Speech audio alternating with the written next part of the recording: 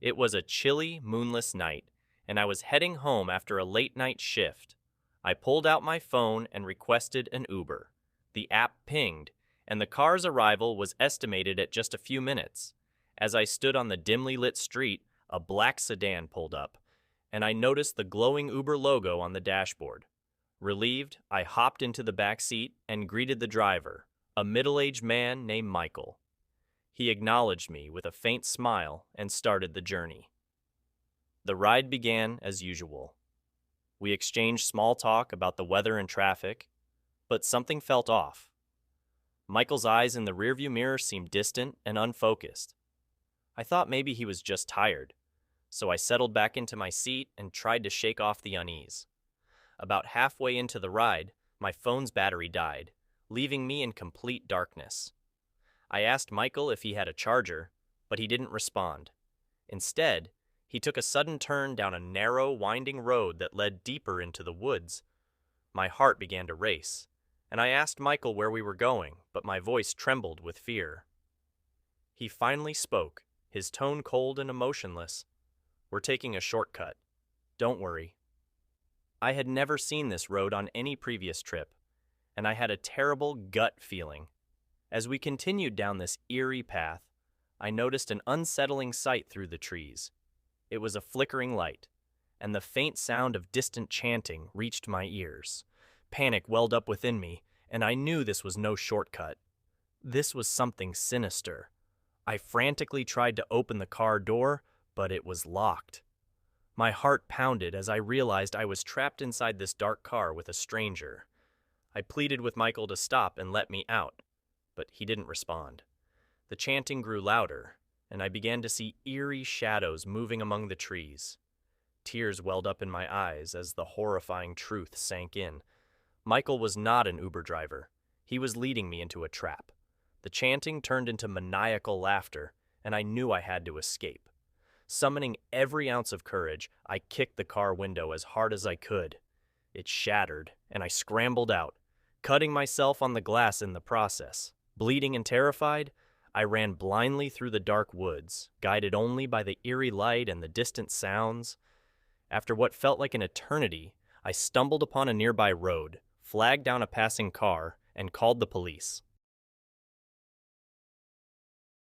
I pulled the mask over my nose, pausing my music as the car pulled alongside the curb outside my apartment. Kicking up a spray of filthy snow, the plows had piled along the streets. It was a red sedan with a slight tint to the windows, and one of those dancing hula ornaments at the center of its dashboard, similar to the one displayed on my screen.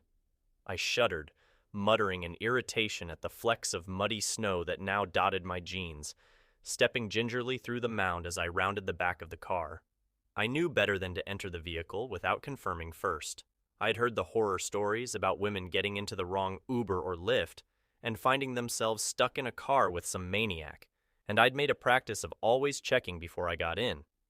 I squinted, glancing between the rideshare app open on my phone and the license plate beneath the trunk, under the light of the singular street lamp on this side of the street, confirming that they were in fact the same. Red rust spilled from the bottom of the trunk, flakes of it staining the top of the plate. A breeze sent another icy chill down my spine, and I hurried to open the back door opposite the driver's side as I slid into the vehicle. "Hi!" I huffed with exertion, doing my best to kick some of the clinging snow from my boot as I entered. "Jonathan?" I decided I'd clean them as best as I could and turned, bringing my legs into the car as I sat upright, turning my full attention to the driver for the first time. He nodded, his long, greasy hair bobbing across his shoulders with the motion. He watched me for a moment in the rearview mirror, and I couldn't help but stir. Something about the odd look in his eyes making me slightly uncomfortable. Even with the mask covering half of his face, a stained surgical mask that looked like it had been in use since the start of the pandemic, there was something hollow, yet strangely sinister in his vacant stare. For a moment, I considered thinking up some excuse to go back inside and call another ride, but a quick glance at the time made me realize I was already going to be late. My boss was an asshole, and I'd had a string of late starts throughout the year since my car had died on me. I really couldn't make this worse. I took in a breath, clutching the pepper spray on my keys for affirmation as I closed the door. My eyes watered as the smell of the car hit my nose, and I almost climbed out from that alone. I was sure the man must have noticed my reaction as he watched in the rear view, but I didn't care as I was more focused on not audibly gagging. It smelled like a public toilet, and I couldn't understand how or why he would even let someone in his car like this. In an instant, he pulled the car forward onto the road leading out of town towards my job. I work as a bartender at a local dive bar strip club on the outskirts of town, 15 minutes from my house. I had a car, or did before I got into an accident during the pandemic, and with slow work, it had been a struggle to save for repairs. So for the time being, it was rideshare apps and awkward conversations.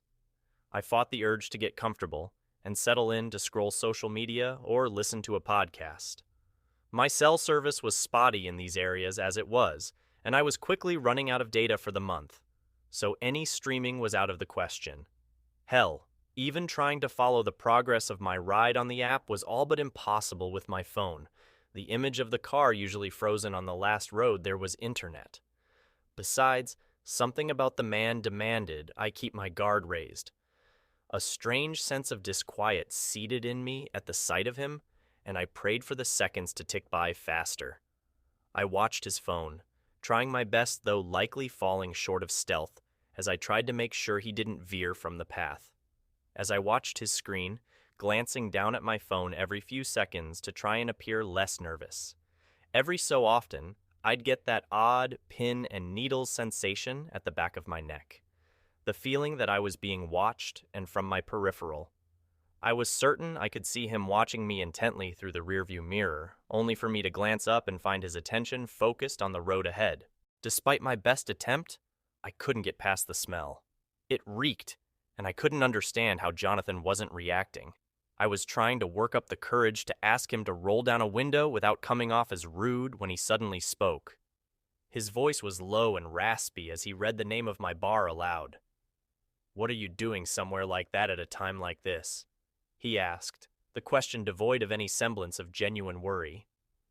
"It's late, almost midnight." He tapped the time on the dashboard. "Someone waiting for you?" The question sent a chill down my back, and I could feel my hackles raise at his probing nature. "Yes, my boyfriend," I answered, far too quickly. I thanked God for the mask, certain that without it he could see the lie in my face. Even with it, I wasn't sure he couldn't as he peered through the rearview mirror. I glanced out the window to my side. We were on the freeway nearing my job, about 10 minutes away, empty road and trees speeding past. I could ask him to let me out, but that was its own frightening prospect, and the fact that the road was all but empty at this late hour made the idea even more uncomfortable. I held back a sigh. We were getting closer to my job, and he seemed to be sticking to the GPS. I clutched the pepper spray for assurance and resolved that I could make it through the rest of the drive. It's not like I hadn't had a creepy driver or two before, but I'd always made it to my destination safely. There hadn't been anything yet to tell me Jonathan wasn't anything more than your average, run-of-the-mill creep. I was sure I could handle 10 more minutes of uneasiness, rather than being stranded on the side of the road at night. Still, his question, and my sudden answer, had put me on edge and an idea occurred to me. I scrolled through my contacts until I found Tyrell, my coworker, and the nighttime security at the bar.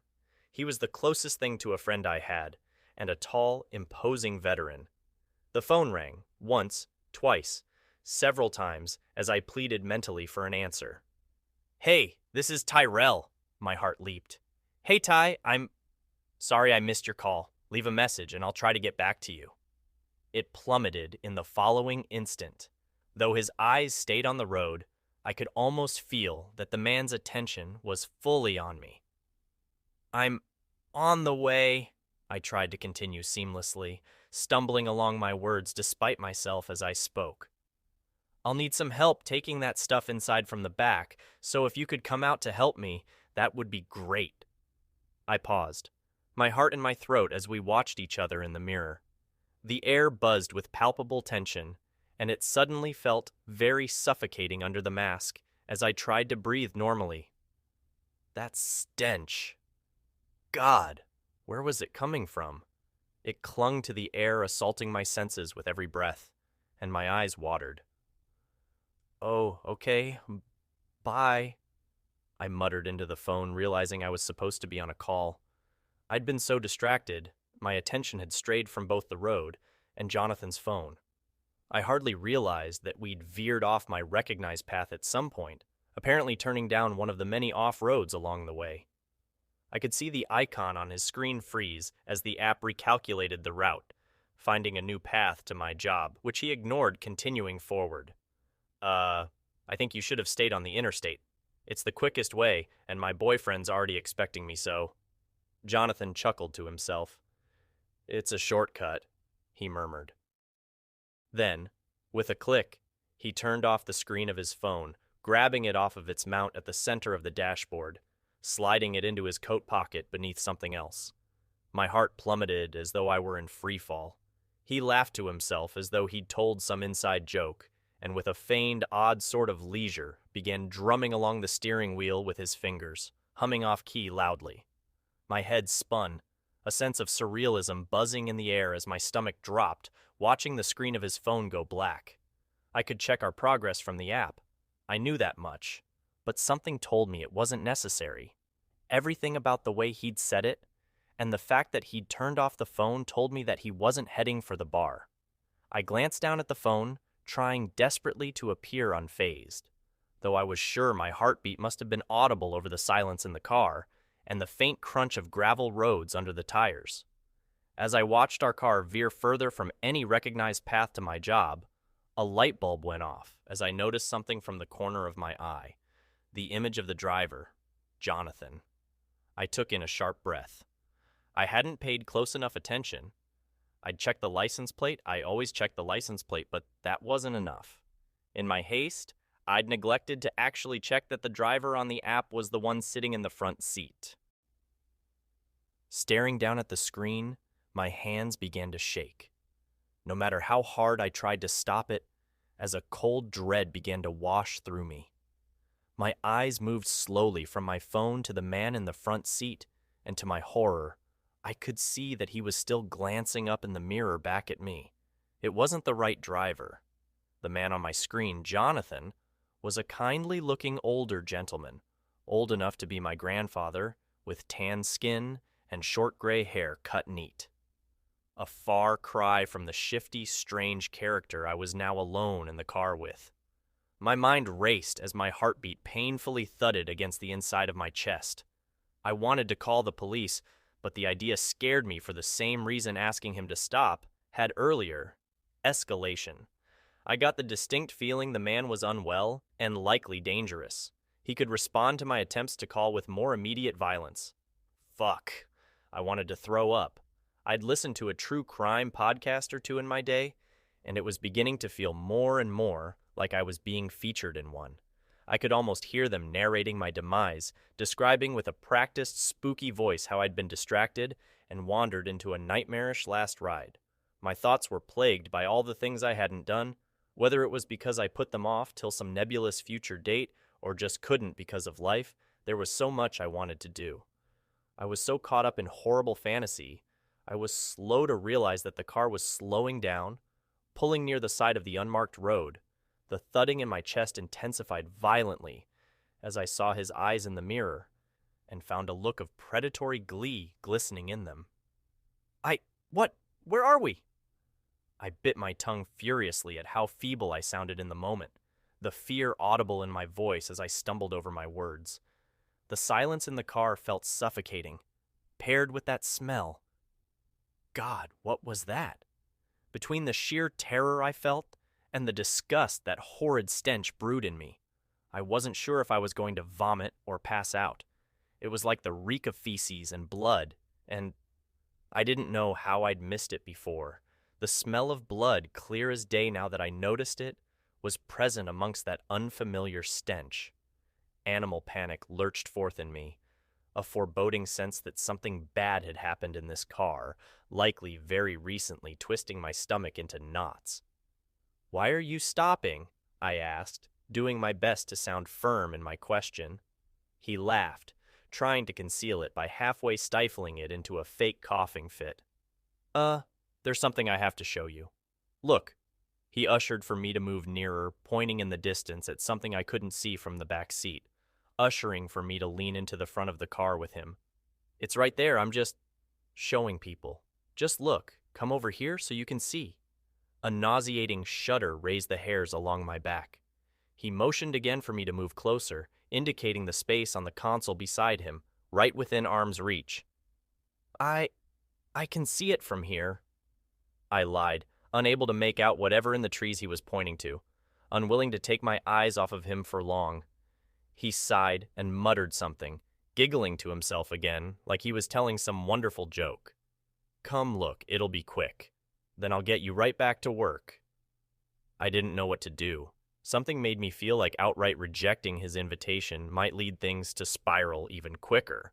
But I was not about to leave the little safety the car offered at his request to follow this creep into the woods. Any doubt that he intended something awful had all but disappeared with his unwillingness to listen when I was clearly freaked out. The sick fuck was enjoying this. I think I see it fine here, really," I said, working at my seatbelt with one hand, opening the phone app to dial 911 with the other. Thankful he was still giggling to himself, staring out at the dark road ahead. "Nah, I think you should really step outside. I can help you if you'd like." He turned to face me, and in his eyes, I saw nothing but venom and glee that was predatory and snake-like. I could have passed out from the sheer tidal wave of emotion that struck, dread and adrenaline battling for dominance as they seared through my veins. My eyes watered. God, I wanted them not to, but I couldn't help it. And I saw even beneath the filthy mask his smile widen, eyes thinning with humor. He turned back around, sliding a hand into the pocket of his large jacket, as he placed the other on the handle of his door. In my head, I could see myself dying 1,000 awful ways, dragged out to live the quick, violent end of my life in some fucking forest. I could almost see myself laying there, the life gone from my eyes as I grew frigid with the night, at the mercy of the elements of nature and decay, until some poor asshole found me. From the murky fog of horror clinging to me, perhaps spurred by that thought, came an idea. It probably wasn't a good one, and I could immediately picture the many ways it may only expedite my death, but it was an idea nonetheless. I could fight, but I doubted I would win. I could use my pepper spray, but then what? Unless I could overpower him enough to get him out of the car, I'd be running down some empty road waiting for police, and I was pretty sure he'd recover and get to me long before they could. It was risky, but this, if it worked, could offer me an escape from the waking nightmare I was in. "Yeah. Oh, okay. Sounds cool." I tried to sound convincingly interested, failing even to myself, as I grabbed the handle of the door. I swallowed, feeling almost nauseous from anxiety, as he watched me through the mirror, eyes narrowed. Still, it appeared my answer was enough for him. I guess whether it was genuine or not, we both knew I had no other choice. Muttering a silent prayer for the first time in years, I pulled open the door, stepping out of the car. I engaged the door lock, then closed it behind me, the sound ringing with a potential finality. The night air had a bite to it, frigid with a stubborn breeze that sent pins and needles through me. I had to be quick. I stepped away from the door, moving forward nearer the passenger side, glancing out in the direction he'd pointed, confirming my suspicion. There was nothing out there, nothing but trees and more trees. I heard the driver's side door open and shut behind me, and turned to see him rounding the car. He was tall, taller than I'd expected from his sitting position, his legs casting long shadows as he passed the car's headlights. My heart pounded, and for a moment my body seemed to lag before some animal part of me screamed to move, adrenaline spurring me forth. I gripped the handle of the door, pulling it open as quickly as I could move, and throwing myself inside. I shot a quick glance out the windshield, and saw him freeze, then stop, slamming both hands on the hood of the car with a thud and a look of fury in his eyes, made worse by the shadow the headlights cast. As he did, something in his hand caught the light, casting a glint. He had a knife, a long blade fit for some sort of butcher, already used, by the looks of it. "Get the fuck out of the car, you fucking bitch! I'm gonna fucking gut you if you don't open this door!" He cried out, a sound much like a furious animal, and hurried to the passenger side door. I locked the door as quickly as I could move, recoiling quickly away from the window as he slammed his fists against the glass, which cracked slightly where the hilt of the blade made contact. I screamed, a sound almost unfamiliar from my own mouth as he slammed his fists into the window again in a rage. He stared at me, eyes almost bulging out of his head with anger, veins visible on his pale neck, then glanced at the door I'd just come out of, quickly tearing at the handle. I had locked it. The feeling of relief at my foresight was like salve on an open wound, only to be replaced as I watched him begin to round the back of the car. I hadn't locked the other door. "Fuck! No! No!" I cried, my voice raw with pure panic and defiance. I crawled over the center console, slamming my leg painfully against it in the process as I dove desperately for the power door lock on the driver's side. Our hands made contact at the same time, his on the handle, mine on the button.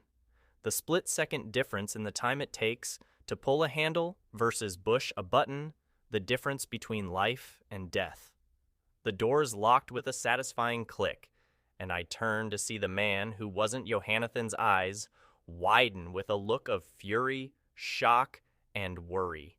He reared back and kicked the driver's side window with enough force that his leg made it through, the bottom of his boot barely an inch from my face, but didn't manage to fully shatter it. He strained for a moment to pull his leg free, muttering a string of expletives and threats at me, as he pulled against the glass, which tore at the legs of his stained jeans and drew nauseating amounts of blood in the process. Shock held me in place for a moment as I tried to blink myself back into action. My eyes fell on the keys still in the ignition, and I glanced back at the man trying to pry his leg from the window. He watched me with hate in his eyes, gripping the stained blade in his hand with white knuckles. "I'm gonna fucking kill you, Tracy." It shook me somehow, more than anything to hear him say my name, and I wondered for a few horrifying moments how he had before I realized he had access to the app. He'd been on Jonathan's phone and would have seen the passenger's name. He groaned with exertion as he pulled, freeing his leg to the ankle. "I'm gonna reach in that car and slice you like—" I had heard enough. "Here, let me help you." I pulled the car from park to drive and hit the gas. "No, stop fucking." His words were cut off as the car picked up speed. There was a sickening crunch and a spray of blood and broken glass as most of the window gave way, and the man's leg met the car's frame at devastating speed. His roar of pain was just barely audible over the roar of the engine as I sped down the gravel path. I hit the brakes a few hundred feet up, glancing down at the map on the rideshare app still open on my phone. The road was a dead end. I would have to turn around. I maneuvered the car around as quickly as I could manage, desperate not to pull off into a ditch. The headlights illuminated the road, and I peered out expecting to see the man in pursuit, dragging himself forward if need be, blade in hand. But the road was empty.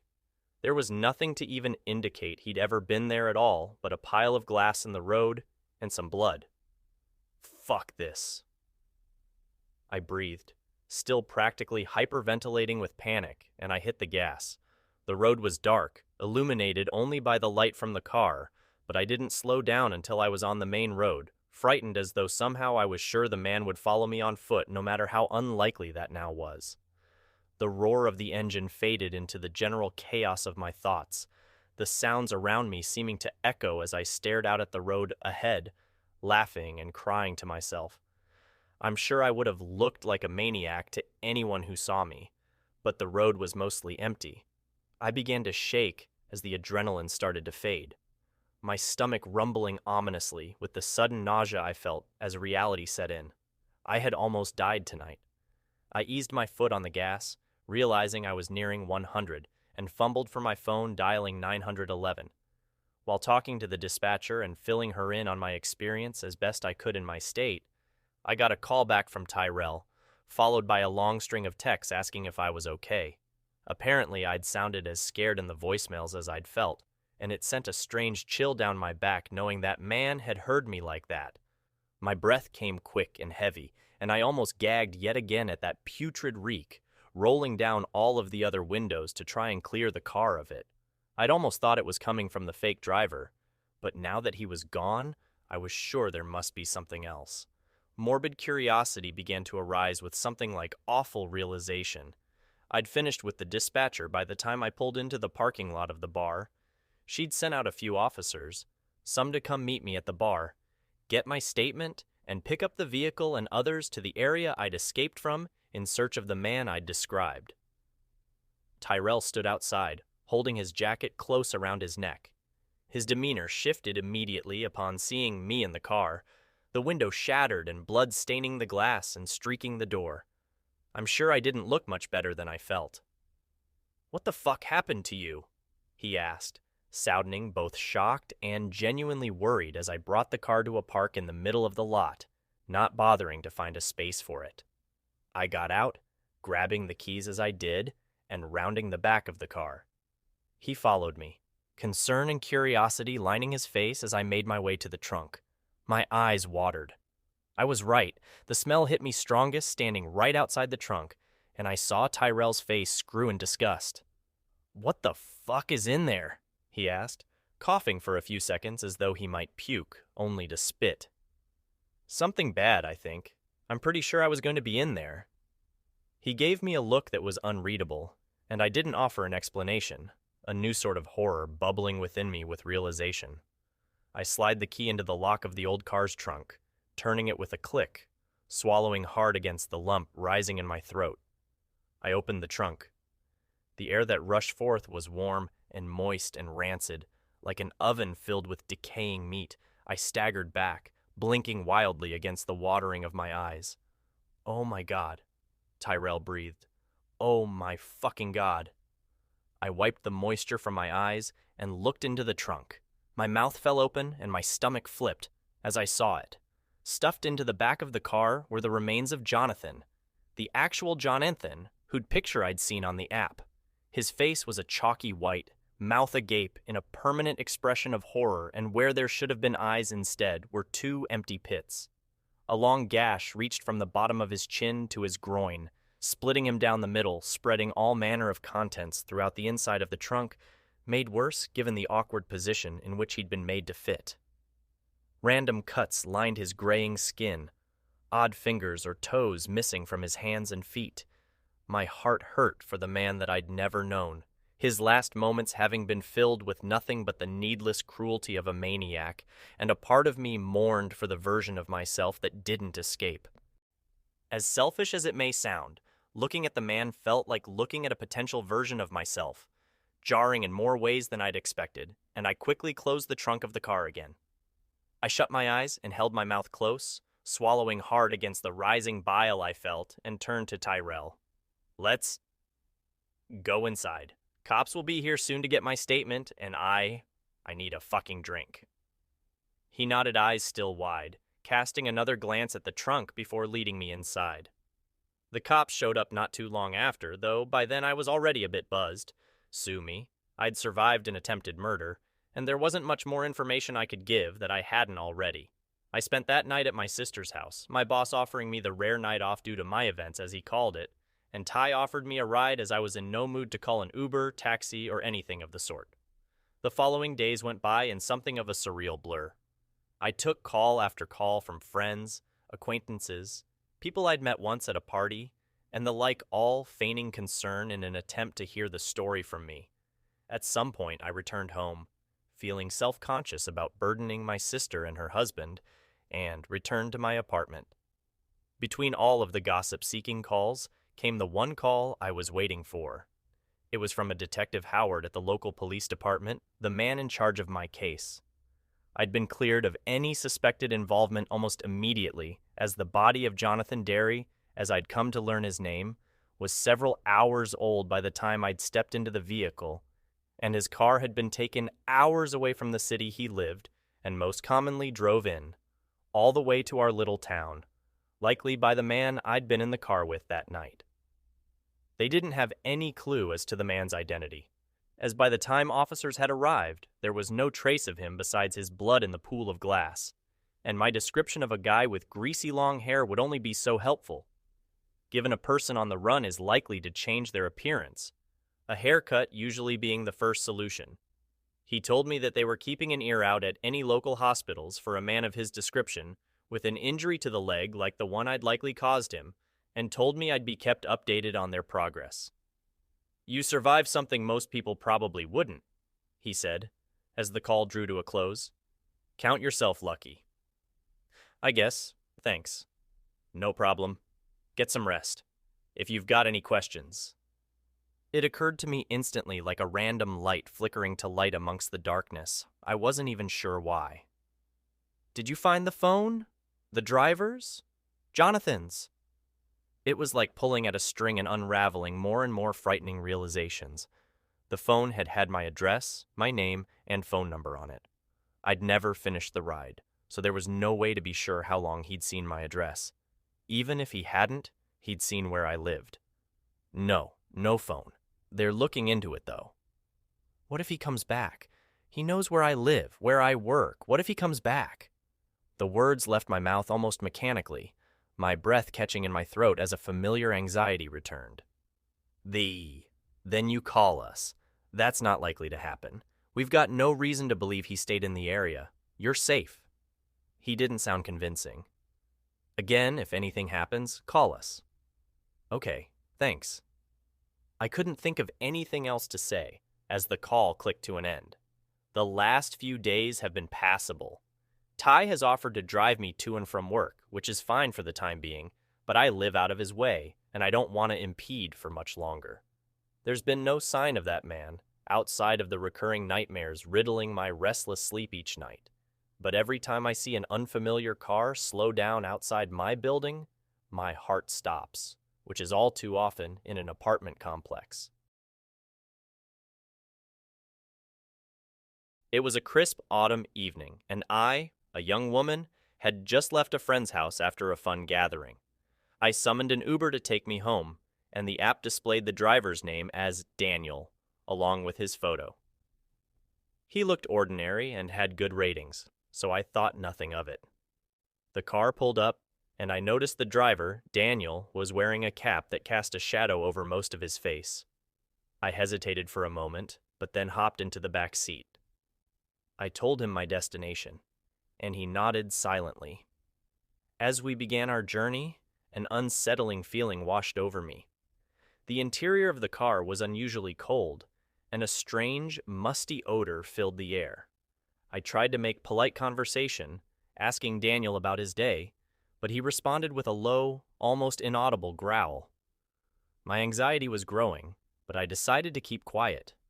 We drove further into the night, and the streetlights became scarce. The only sounds were the hum of the engine and the occasional unsettling creaking from the car. I wished I hadn't noticed the door locks had been manually engaged. My phone buzzed with a notification, and I glanced at it. It was a text from my friend, checking to see if I'd made it home safely. I typed out a quick reply, but before I could hit send, Daniel suddenly slammed on the brakes. My body lurched forward, and I gasped in shock. I asked Daniel what had happened, but he just pointed out the window to a dark, isolated alley. My stomach churned as I saw two shadowy figures standing there, their faces obscured by hoodies. Daniel turned to me, his cap still concealing most of his features. His voice trembled with malice as he said, "You're going to get out now." My heart raced, and I knew I had to escape this terrifying situation. I unlocked the car door, grabbed my phone, and bolted from the vehicle. I sprinted down the alley, not daring to look back. I called the police, my voice trembling as I reported the incident. They arrived quickly, but the car was gone, and Daniel was nowhere to be found. The officers assured me they would investigate, but I couldn't shake the feeling that something sinister had transpired that night. I never discovered the true intentions of Daniel, but I'm grateful I escaped the clutches of that eerie Uber ride. I've become more cautious about my safety and vigilant when it comes to rideshare services, knowing that danger can lurk in the most unexpected places.